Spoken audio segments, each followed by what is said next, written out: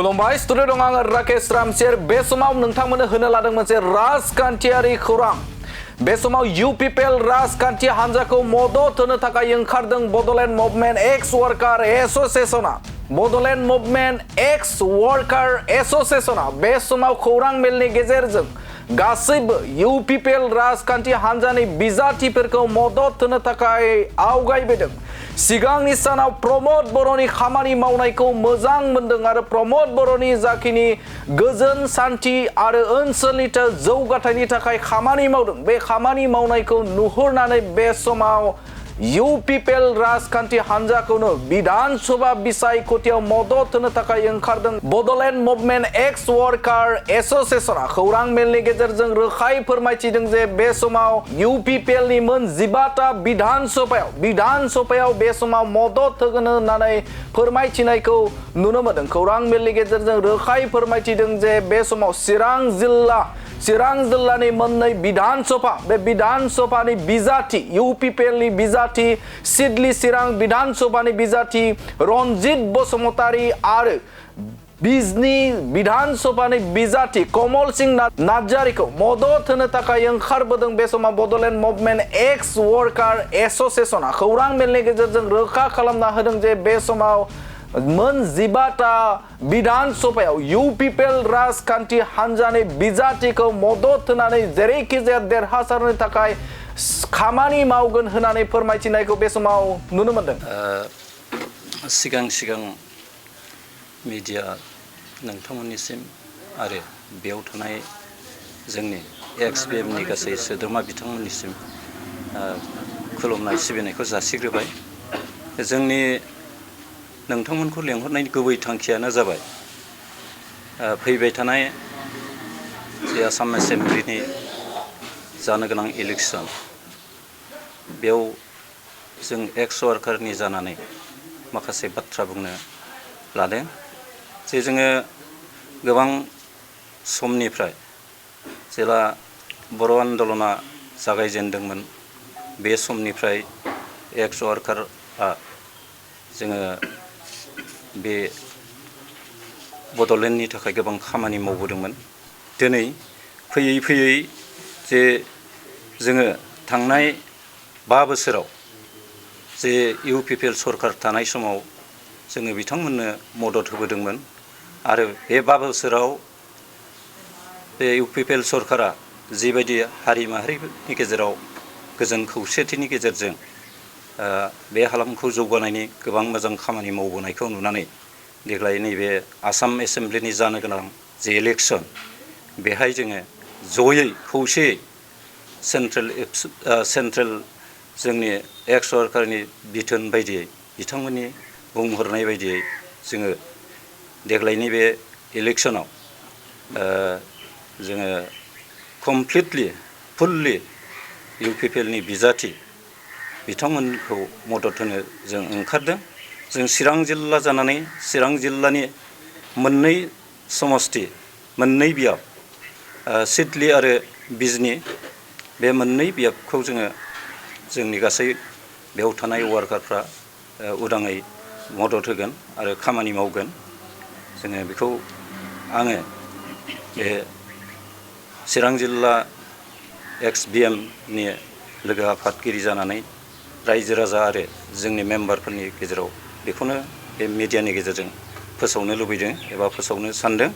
जे जोङो थांनाय 5 बोसोराव जोङो सान्थिनि थाखाय जे मोनसे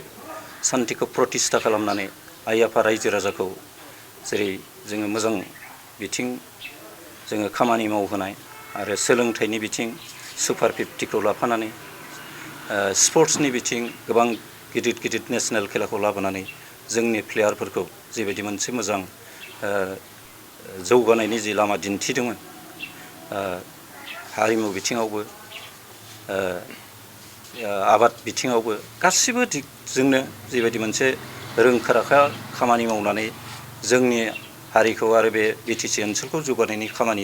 मावनायखौ नोजोर होनानै जोङो देग्लायबो जोङो चिरां जिल्ला हिसाबै जोंनि गासै एक्स वर्कारफोरखौ बे दोलोनोनो एबा UPPL दोलोनोनो मदद होनो थाखाय जोङो दिनैनिफ्राय दानिफ्राय जोङो मोनसे सांग्रांथि जाबाय आरो बयनोबो बे मेसेजखौ होनो थाखायनो जोङो नोंथांमोन मिडियानि गेजेरजों फोसावनो थाखाय नोंथांमोनखौ बेयाव लेंहरनाय जादों। जोङो गासै बे BTCनि गेजेराव जोङो 10,000सो जोंहा सोद्रोमा दङ आरो जोंनि चिरां जिल्लायाव खमैबो 1500सो दङ। बे 1500 गासै जोंनि जे सोद्रोमाफोर बिथांमोना फुल्लि दिनै UPPLजों समर्थन जानानै खामानि मावगोन आरो जोंनि बिजाथिनि जानानै फोसावगोन एबा खामानि मावगोन। बेखिनिखौ आङो जोंनि गासै सोद्रोमाफोरनो दिनैनि बे प्रेस मिटनि गेजेरजों मिथिहोनाय जाबाय। जोङो निस्सय उननि जि मोनसे सरकार बेयाव जोङो मोजाङै मोजां फिथाइ थाहैगोन आरो जोंनि जाय केन्डिडेटखौ जों हेफाजाब होगोन बे बिथाङा देरहासार जागोन। जोङो बेखौ दिनैनि बे प्रेस मिटनि गेजेरजों जोङो आसा खालामो। खारन बेयाव थानाय गासै जाथि जनगोष्ठीया जोंनि बे सानै केन्डिडेट एबा जोंनि UPPLनि मानगोनां बिजाथि बिथांमोनखौ मदद होनायखौ जोङो नुनो मोनदों। जोङो गामि ओनसोलाव थानाय जायफोर भटार बिथांमोननि खुगानिफ्राय जों जाय बिजाथिखौ मदद खालामगोन बिनि फारसे गोबां हेफाजाब हहारि होनायखौ जोङो मोनदों। बेखायनो देरहागोनखौ जों नुदों आरो जों देरहानायखौनो कामना खालामो। आङो दिनैनि प्रेस मिटनि गेजेरजों बे बाथ्राखौ बयनोबो मोनथिहोनाय जाबाय आरो जों बिथांनोनो अरायसम बिथांमोननोनो बे सानै बिजाथिनोनो जों हेफाजाबखौ होगोन बेखौ जों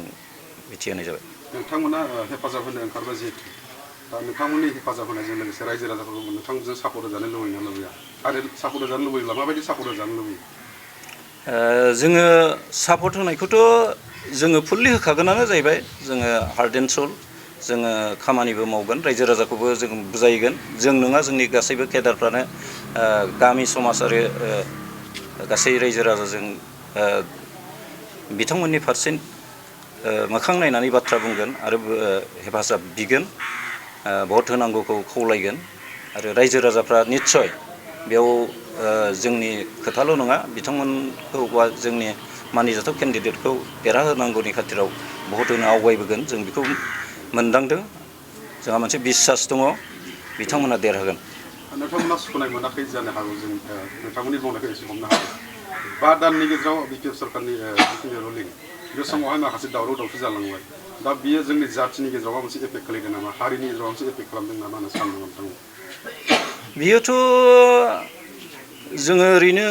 BTCआव थानाय हारि माहारिनि गेजेराव जों मोनसे सान्तिखौ प्रतिस्ठा खालामनायखौ थांनाय 5 बोसोरनि सरकाराव मोनदोंमोन। दिनै नाथाय दानि जाय गोदान सरकार बिथांमोननि समाव जोङो हारि माहारिनि गेजेराव माखासे दाङाबाजि बेले बेजे सृष्टि खालामनाय, गावजों गाव भुल बुजाबुजि बाथ्रा बुंनायफोरखौ बा एरन एरसन खालामनानै गावजों गाव नांज्लायहोनाय जि थासारि,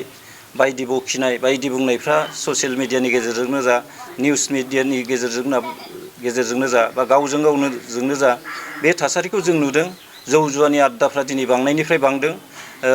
जायफोर ग्रयिं जेनेरेसन उन्दै उन्दै गथ'फोरनि सायाव दिनै राजनितिकनि मोनसे लबि दिन्थिनानै जौ लोंहोनाय बेदर जाहोनाय थासारिफ्रा दिनैनि समाव जागासिनो दं। जोंबो नुगासिनो दङ। जों जायखौ लुबैया, समाजा जायखौ जों हास्थाया, बे थासारिया जोंनि गेजेराव जानायखौ जोंबो नुदों। नाथाय सरकाराव थानाय मानसिफ्रा बेखौ बबे लामाजों मा खालामनो नागिरदों जों बुजिनो हाया। जोङो मथथे सरकारखौ सोलायहोनांगौनि नोजोराव आरो बे थासारिखौ जोङो बोस्रांनायनि मोनसे गोथार थांखिजों जोङो बेखौ नोजोर होनानैनो जोङो UPPLनि दानि बिजाथि जों चिरां जिल्ला हिसाबै सिडली समस्ति आरो बिजनी समस्तिनि बिजाथि बिथांमोनखौ देरहाहोनांगौनि थांखियाव खामानि मावनो जोङो आवगायबोदों। BPFनि जिखिनि दा BPFल' नङा, दा बिधान सभा बिसायख'थि फैनाय लोगो लोगोनो माखासे BPFनि गुन्दागिरिफ्रा माखासे ओनसोलफ्राव दावराव दावसि खालामगासिनो दं। माबोरैबा देरहागोन बिदि सोलायलागासिनो दं। नाथाय UPPL दोलोआ बिदि खालामाखै। दा मा फोरमायनो सानो बिनि बेलायाव माबायदि फाराग जागोन? बियोथ' जोङो जि थासारिखौ जि मेगनजों जि नुदों बियो बे सरकारनि गेजेराव जाफ्लाबाय थादों। मोनसेल' जायगायाव नङा, दाब दाब जायगायाव जागासिनो दङ। आरो बियो निस्सय इलेक्शनसिम बिसोरो बे अबस्थाखौ खालामगोन बिसोरनि जिबायदि मोनसे नोजोर बा थांखि बे निस्सय जों जनसाधारननि गेजेराव बेखौ बिसोरो अराय लाबोनो नाजागोन बेनि थाखाय जों बयबो सांग्रां जानांगोन बेखौ एरायनानै जों समाजखौ फोसाबनायनि नामाव बा जोंनि जे ओनसोल बेखौ जौगाहोनायनि गोथार थांखिखौ आवगायाव लाखिनानै जोङो खामानि मावनो आवगायबोनांगोन जोङो बिथांमोननि बिखौ बा बे थासारिखौ फोजोबस्रांनो बा माबा मोनसे खालामनो हानायनि जोङो मोनसे बाथ्रा बुंनो जों लुबैया बा हानांगौखौबो जों साना बिथांमोना बबे थांखिजों मानो मावदों मा खालामनो नागिरदों जोंहा बेहाय बुंनांगौ गैया जों खालि जोंनि जि मोनसे समाजनि थासारि बेखौ जाहाथे जों मोजां खालामनो हायो आरो जोङो ओनसोलखौ जौगानायनि मोनसे मोजां खामानि एबा बिहोमा होनो हायो बे नोजोरजोंसो जोङो दानि जाय बिजाथि बिथांमोनखौ मदद होनो ओंखारदों जिखिनि 2020 सनाव जिखिनि बिटिआर एक्ट जालांबाय दा बिनि माखासे इमप्लिमेन्टेसननि माखासे बाखि दङ बेखौ माबायदि मावफुंजानो लुबैयो आरो माबायदि खामानि मावगोन बेनि सायाव नोंथाङा बेखिनियाव जोंहा गोबां बुंनांगौ आरो साननांगौ दङ जे जोंनि थांनाय जे एकर्ड बे एकर्डआ जोंनि हारिनि थाखाय बा बिटिसिनि थाखाय मोनसे मोजां मोनसे एकर्डमोन नाथाय जोङो बेखौ नांगौ समाव जिबायदि इमप्लिमेन्टेसन खालामनांगौमोन बेखौ दिनैसिम नुनो मोनाखै बेनिखायनो बे एकर्ड इमप्लिमेन्टेसनखौ नोजोर होनानै आरो बेखौ मावफुंनांगौनि मोनसे आद्रा थानाय खामानि बेखौ मावफुंहोनायनि नोजोरावनो जोङो जोंनि बिजाथि बिथांमोनखौ देरहाहोनायनि जे खामानि बेखौ मावनो ओंखारदों आं सानो जे गुबुन गुबुन जिल्लायाव थानाय गासै जोंनि एक्स वार्कारनि बिबानगिरि आरो सोद्रोमा बिथांमोनहा बेखौ नोजोर होनानै बिथांमोनाबो खामानि मावथों आरो बाथ्रा बुंनो ओंखारथों आं बेखिनिखौ लुबैयो दा जोंहा जे एकर्ड बे एकर्डआ मावफुंजायोबा दुलाराय बर' हारिनि थाखाय जे आद्रा थानाय माखासे गामि सोसननायनि बाथ्रा होन जोंहा मावनांगौ गोबां इन्सटिटिउसनफोरनि बाथ्रा दङ बेफोर गासिबोआ मावफुंनायनि खाबु मोनगोन बे नोजोरावनो जोङो दिनै जोंनि बिजाथि एबा इउपिपिएलनि गासै बिजाथिखौ मदद होनो जोङो आवगायबोदों आरो जोङो बेबायदिनो खामानि मावलांगोन जिहेतु मोनसे रुलिंआ फैयोब्ला मोनसे एकर्डनि जिखिनि बाखि बा आद्रा थानाय बेखौ मावनांगौ दायित्व थायो दा बे समावनो बिपिएफ सरकारा रुलिंआव दं हिसाबै बिथांनि खुगानिफ्राय मालाबा एकर्डखौ मावफुंगोन होनो मालाबा मावफुङाबो होनना बुङो बेनि बेलायाव मा बुंगोन नोंथांनि सायाव दाथ' जे दानि जि गभर्नमेन्ट बे सरकारनि जाय चिफ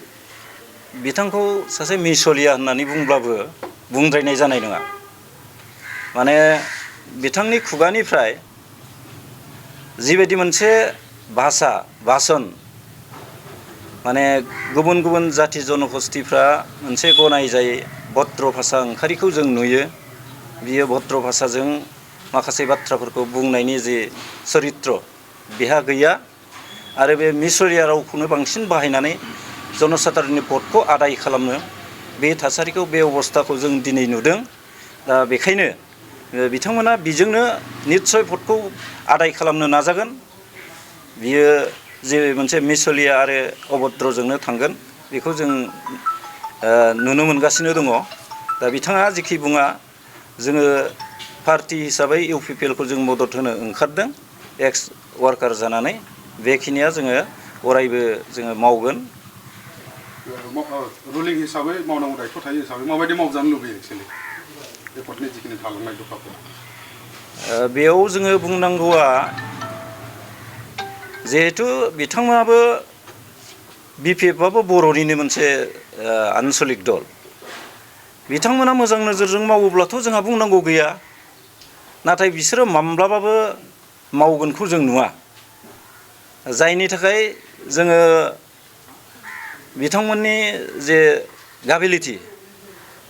बेखौ नाहरनानै बा नुहुरनानै मोनसे इंगित मावनायनि इंगितखौ नुयो हिसाबै जोङो एक्स सरकारा दिनै UPPL जाय बिथांमोना मावगोन जाय बिथांमोना सुक्तियाव साक्षात बा सहि होबोदों बिथांमोननि सायाव जोंहा मोनसे आत्मबिश्वास दङ आरो हारिनि थाखाय बा ओनसोलनि थाखाय गोबां खामानि मावनायखौ जों नुबोदों बे हिसाबैनो जोङो बिथांमोनखौ मदद होनो ओंखारनाय